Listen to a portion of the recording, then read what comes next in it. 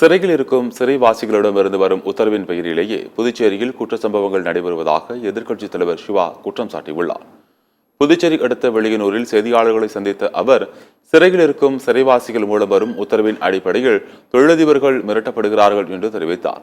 வியாபாரிகளிடம் மாமூல் கேட்டு ரவுடிகள் அட்டகாசம் செய்கிறார்கள் என்று கூறிய சிவா, அது மட்டுமல்லாமல் அதிகாரிகள் மூலமாக சிறைக்குள் தாராளமாக செல்போன் கிடைக்கிறது என்று தெரிவித்தார். குற்ற சம்பவங்களை தடுக்கும் வகையில் இரும்பு கரம் கொண்டு ரவுடிகளை ஒடுக்க வேண்டும் எனவும் சிவா கேட்டுக்கொண்டார். சட்டம் ஒழுங்கு ரொம்ப மோசமான நிலைமையில இருக்கு.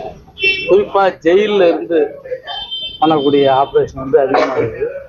தொடர்ந்து ஜெயில செல்போன் பிடிக்கிறாங்க. அங்க இருக்கிற கைதிகள் நடவடிக்கை சொல்றாங்க, பத்திரிகை படிக்கலாம். அங்கிருந்து இந்த செல்போன் உள்ள போறதுக்கு காரணமா இருந்த அதிகாரியும் இது வரைக்கும் பணியிட நீக்கம் கூட செய்யப்படலை.